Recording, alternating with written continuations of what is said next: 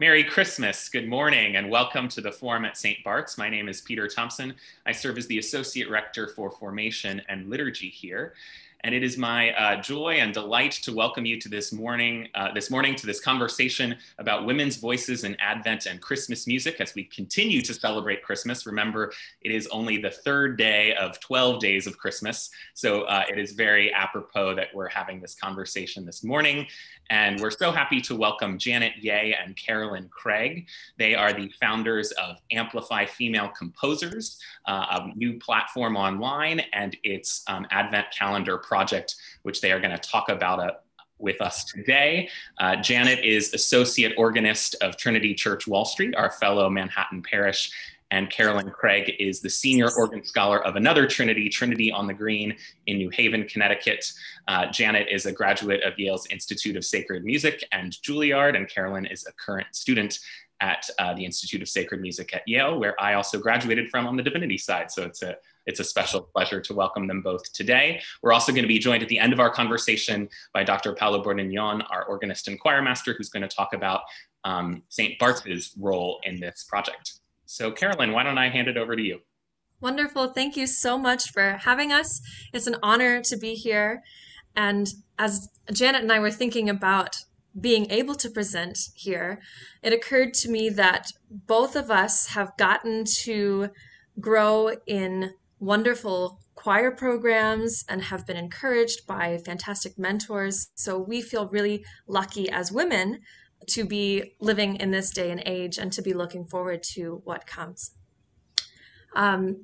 Thinking about the background of this project, Amplify Female Composers and the Advent Calendar Project, women need skill and training, mentorships and encouragement, commissions, employment, financial independence, publications, and good, compelling performances to be successful as composers. That's a list from an article by Lynn Lowy.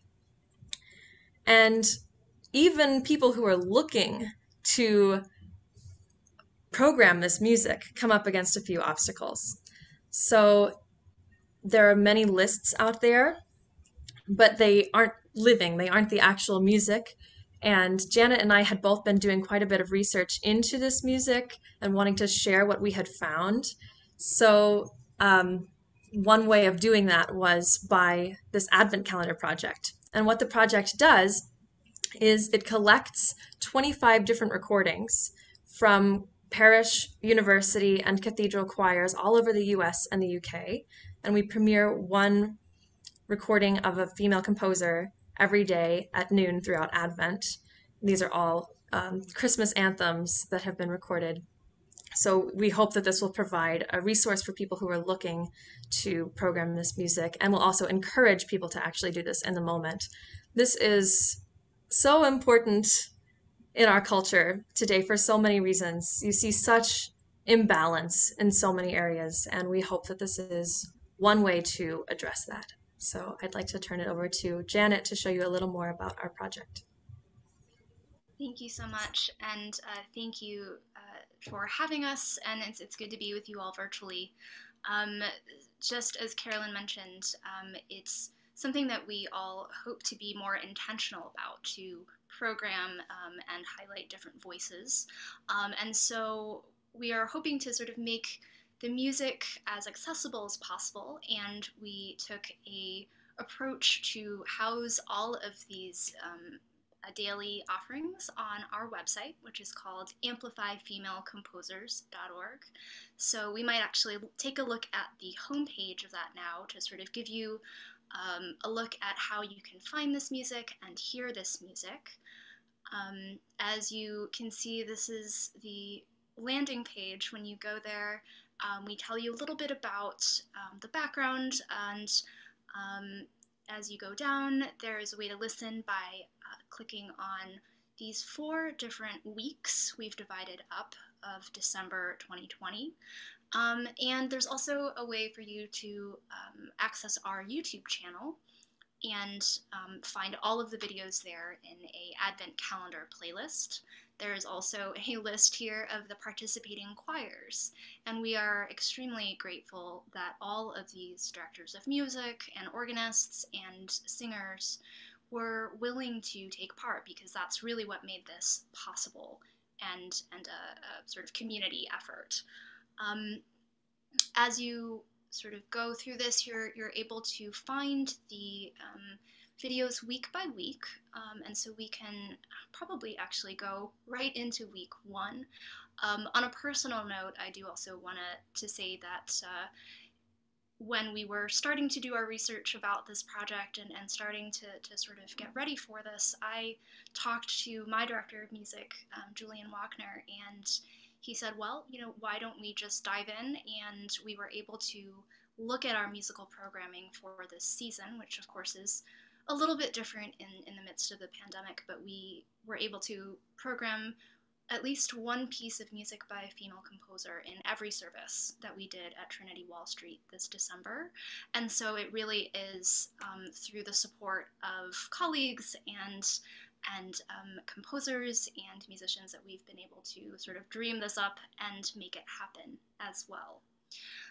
We're looking now at the very first video that we included, and I will actually turn it back over to Carolyn to talk about the first one. Great, thank you. I also wanted to add, I'm glad I have a moment to thank Walden Moore at Trinity on the Green for everything that he has done and completely diving in, jumping in with 2 feet on this. The first piece that we will listen to is Ocamocum Emanuel, arranged by Sarah Mcdonald. She was the first woman to become a director of music at an Oxbridge chapel. She's at Selwyn College, Cambridge. She is a champion of female church musicians in so many ways. Her Sarah Mcdonald choral series, Music for the Church by Women, published by Yieh, is a short curated series of some really wonderful anthems, one of which we'll listen to in a moment. And she's also an advisor for the anthology Multitude of Voices, which compiles music by female composers, both new music as well as reaching back to Cassia and Hildegard. So she's a wonderful voice in our field, and we're really honored to get to present this video from her choir, the girl choristers at Ely Cathedral.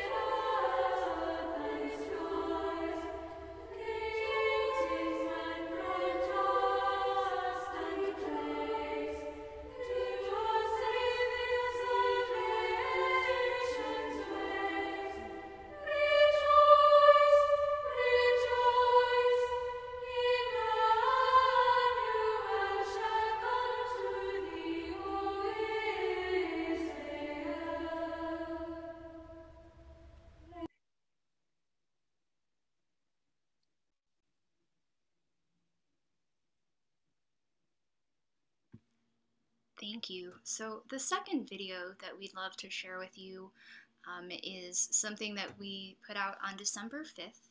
This was shared with us by the Cathedral of St. John the Divine in New York City, and you'll see Ray Nagum, who's the Associate Director, conducting the Cathedral Choir here. This piece is My Eyes for Beauty Pine, after the text by Robert Bridges, and published by Yieh in the aforementioned Sarah Mcdonald choral series. One note that I do want to make is that in that first video you saw that they were singing live, and that's because that was a recording made a few years ago. And so one of the things that really kind of surprised us as we went through the process was seeing how all of the different music directors and organists have responded to the pandemic. So some of them were able to give us virtual choir videos like the one you'll see next, where you actually sort of get a little bit of a window into everybody's New York apartment. And others gave us beautiful archival recordings or ones that were made live with lots of masks and social distancing. So we'll go now and listen to a bit of My Eyes for Beauty Pine.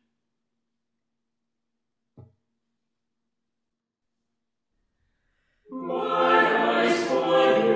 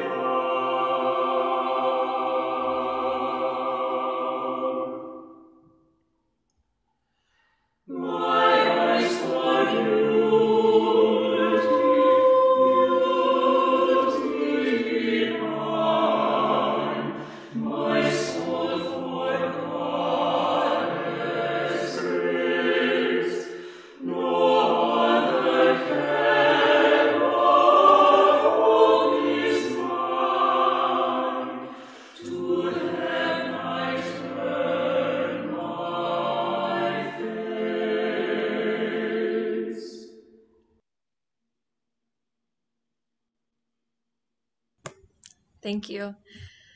And next we have a piece by Judith Weir from the 3rd of December from Trinity Church, Boston, Drop Down Ye Heavens from Above. Judith Weir, born in 1954, was the first female master of the Queen's music, and she's known for her orchestral, chamber, opera, and choral works. I love her anthem Illuminare Jerusalem, which is also featured this month from Truro Cathedral. And this work is also beautiful, featuring the Advent antiphon, Drop Down Ye Heavens from Above.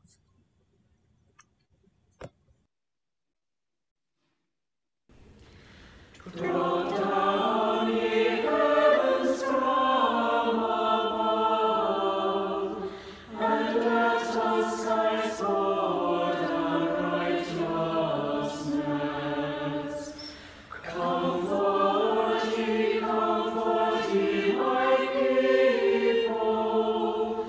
My salvation shall not tarry. I am blotted out as a thick cloud. Thy transgressions fear not, for I will save thee. For I am the Lord thy God. The Holy One of Israel, thy Redeemer. Drop down ye heavens from above, and let the skies pour down righteousness.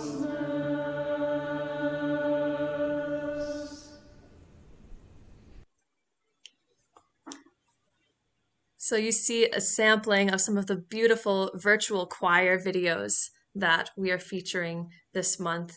And we'd like to thank the staff at Trinity Church Boston, Richard Webster, Colin Lynch, and Marissa Hall, who is one of the contributors to the spreadsheet, Great Host of Women Composers, which offers a liturgical listing of anthems and organ music for every Sunday in the lectionary. The final piece we will listen to is recorded live by Jesus College, Cambridge, and we thought it was wonderful to feature a boy choir. We did this at Trinity on the Green, my own church as well, telling these boys how important they are for gender equality. And I think that's something for all of us to think about in this time. So thanks especially to our male colleagues for their efforts. And we all want to look to beyond our own minorities as well in our efforts to create a more just world. In the Stillness is by Sally Beamish, and the poet is Katrina Shepard. We got to correspond with both of them, and they're very excited for this beautiful performance from Jesus College, Cambridge.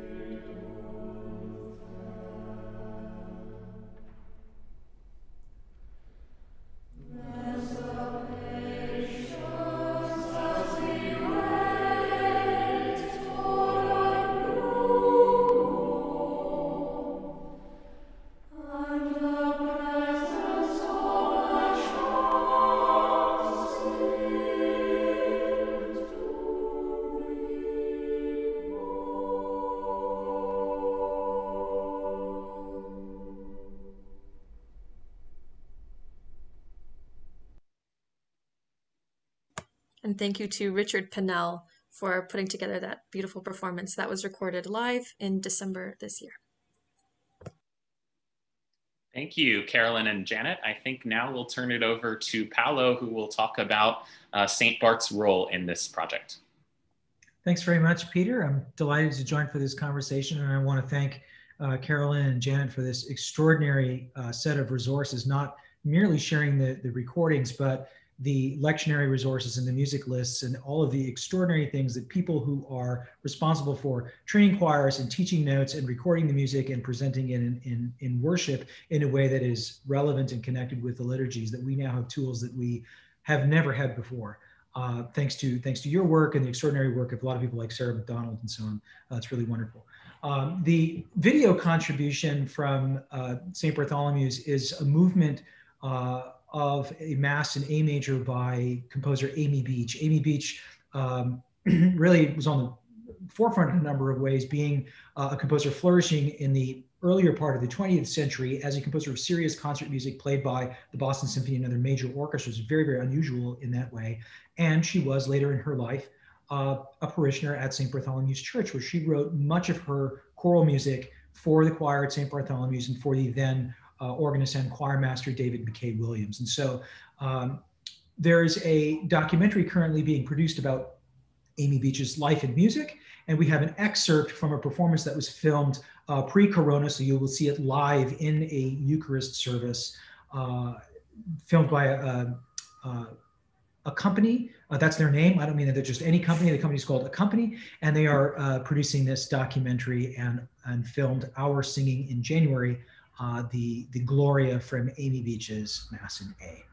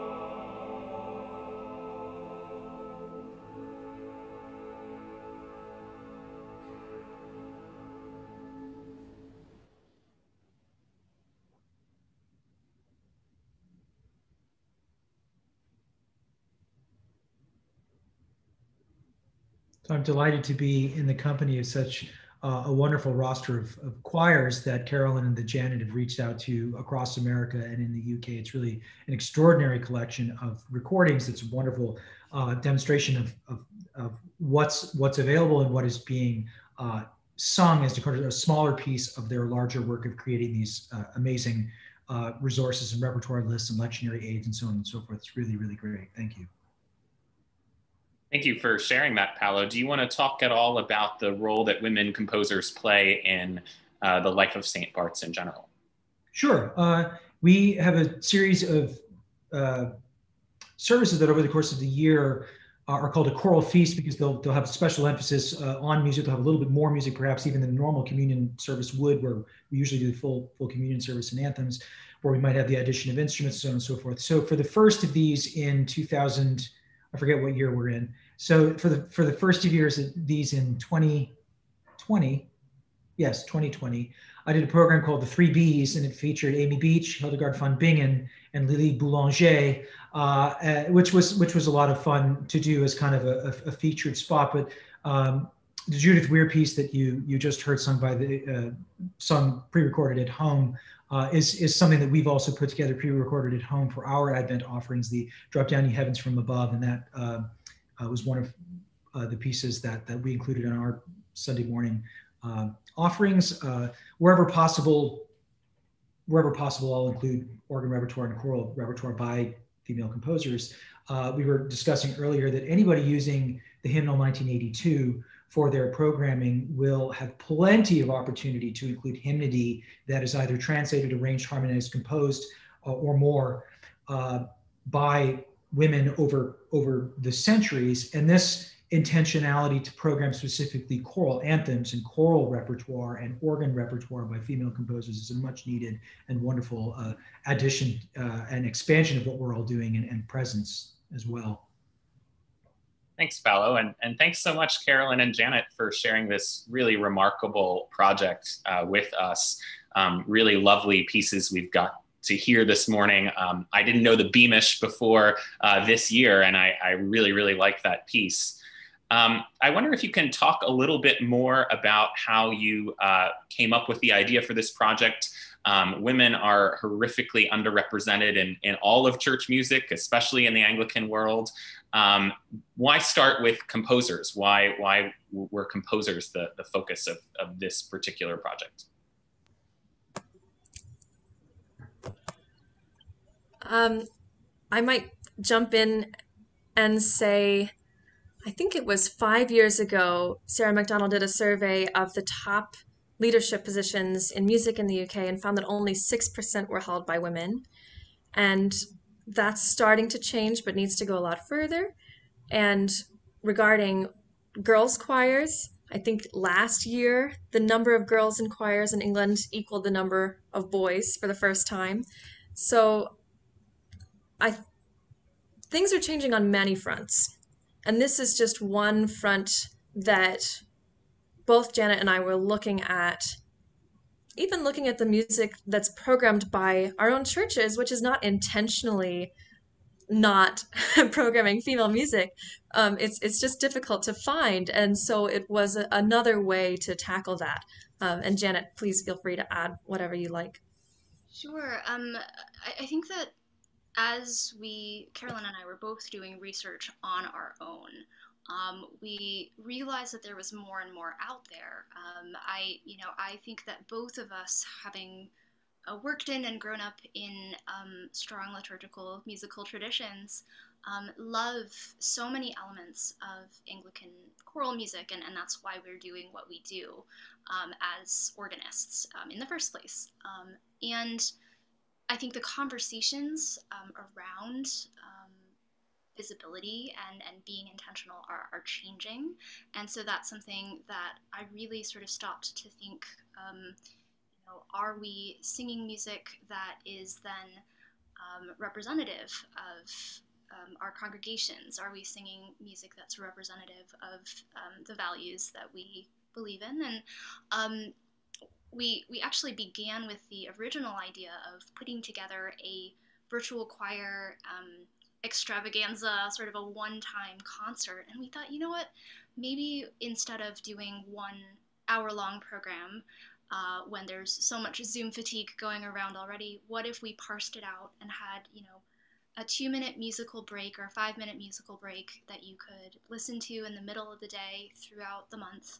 And that turned out to be really lovely because I think it also highlighted different styles. So it was able to encompass what might be approachable for a parish choir, what might be something that a professional ensemble might include in a concert or a service. And we hope that sort of made an even better resource for people who are coming to listen in the future.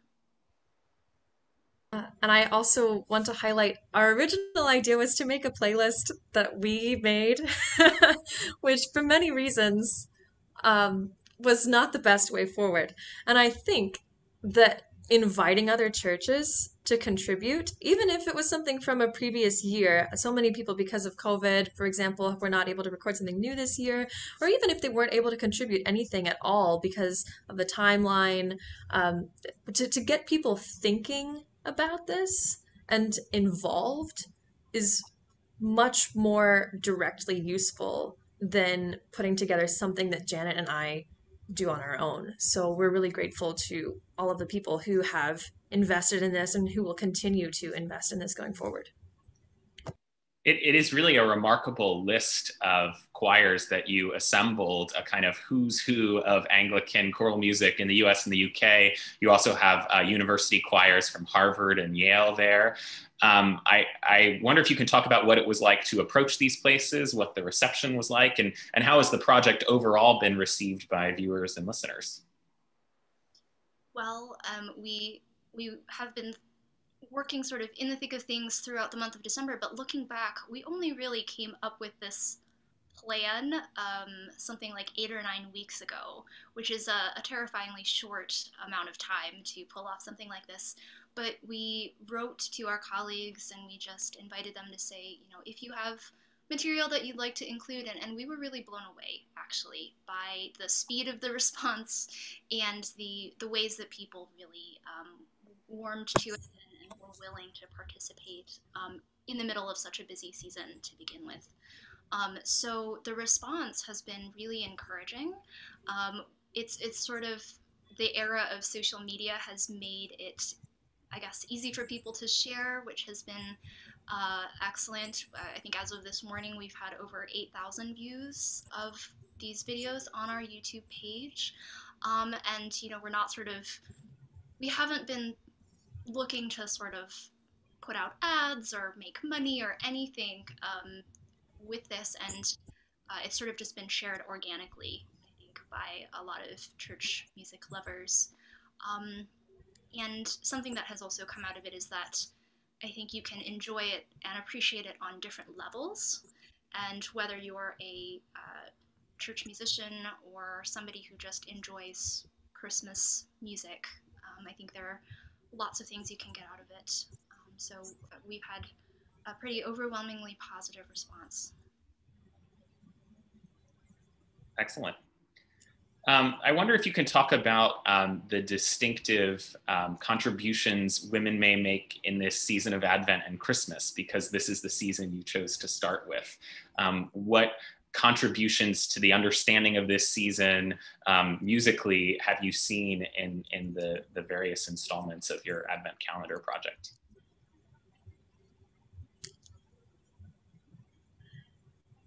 Do you want to take that, Carolyn?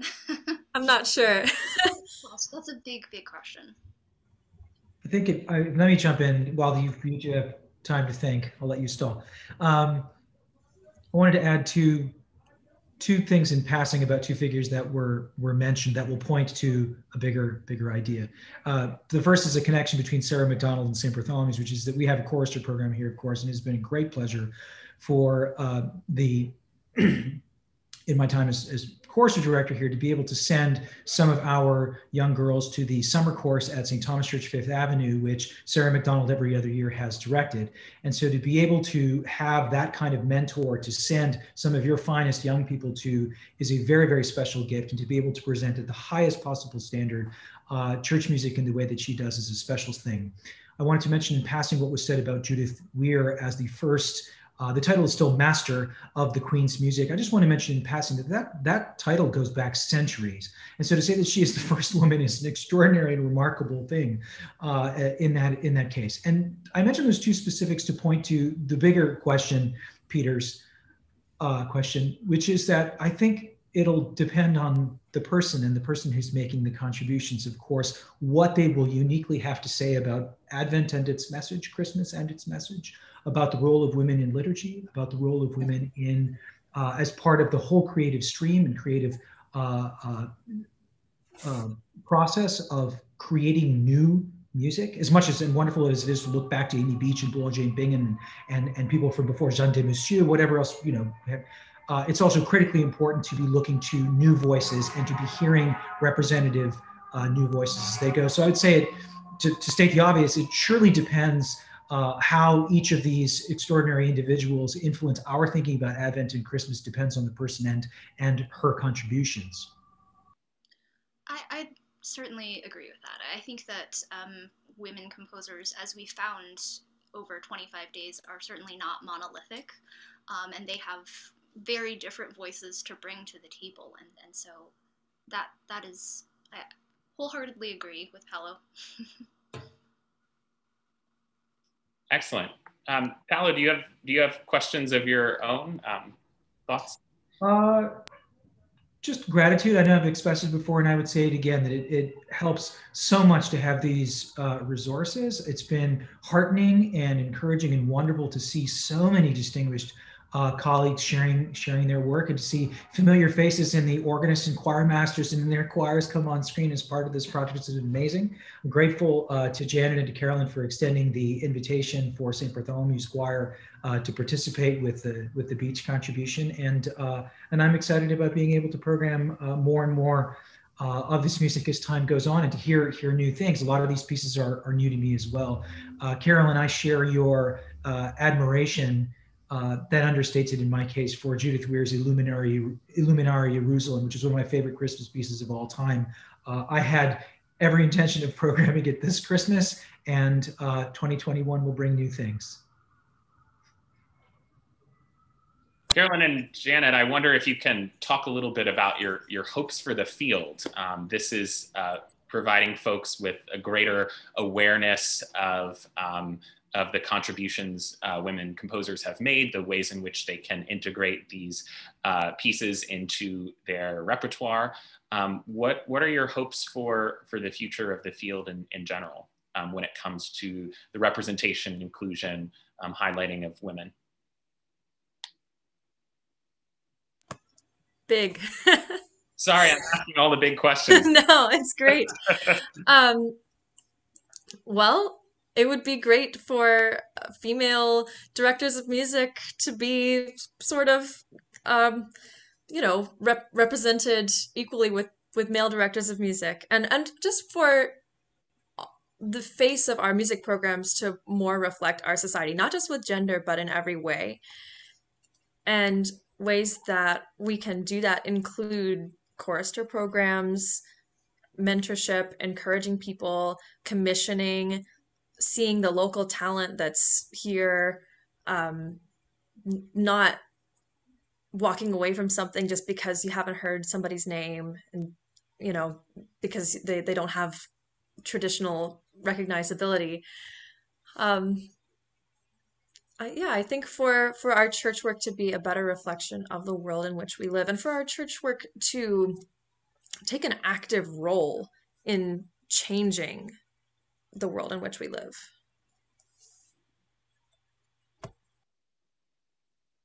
I wonder if you all have anything to say to the kind of average person in the pews. Most of the folks who are watching this, at least right now on Sunday morning, are those average folks and may not have kind of specialist knowledge of the field. Why should it matter to them that the music they hear be composed by a variety of different people with a variety of different genders and races and life experience? And specifically when, a lot of people go to church for kind of comfort food, the stuff that they know and love well. Why is it important that the music we hear and sing in church, because we can sing hymns by women too, why is it important that we expand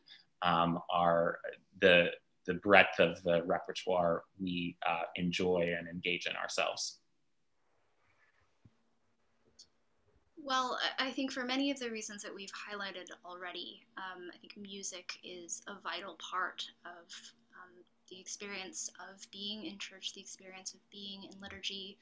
I do think music is something that inspires all of us. And so being able to sometimes stretch our experience is really important. And I think it's just as important as, coming to church to find something that is comforting and something that is familiar and something that is beautiful and traditional. I do think that having this representation of all these different voices adds something to the way that we are able to glorify God, whether from the sort of professional music side or whether we're in the pews. I might add, this discussion reminds me of a book by Don Salyers, Worship Comes to Its Senses. And he talks a little bit about comfort in church and how God is not always comfortable. And if you're just hearing what you're used to, if you're just being comfortable and not challenged, that's not the full presence of God. And I think it's just a way to enter in to the fullness of God's creation and glory. And the range that is God. I would add that any of us has been formed as much by the women in our lives as by the men in our lives. And that reflects the beautiful reality of what is the fullness of the path that I'm walking, whether it's spiritual or simply my own biography, one day at a time. My mentors in music as a child, as a young person, in college, and now have been and will be women as much as men. The hymnody that I love is as much composed and authored by women as it is men. Carolyn, to your point,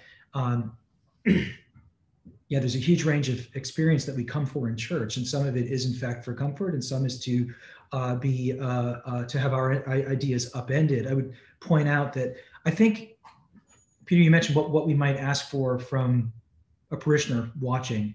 The first thing that I would ask is keep an eye out for this music and for these poems and for these arrangements and for these translators that in very, very, very small print in our bulletins, it credits everybody who translates and harmonizes and writes a descant with good reason, so that anyone who connects with this music has the opportunity to see the provenance of this music and what creative spirit gave rise to it. You might be amazed at how much of our comfort food was cooked in the kitchens of women. And so I hope this will not be too mundane to mention the hymn tune Land of Rest, or Infant Holy, Infant Lowly, St. Anthony's Chorale, Blessed Assurance, Just as I Am Without One Plea, O Perfect Love, Take My Life and Let It Be, Forgive Our Sins as We Forgive, Lord, who out these 40 days, At the Name of Jesus, In the Bleak Midwinter, Love Came Down at Christmas, O Zion, Haste, Seek Ye First, and I could go on for the month.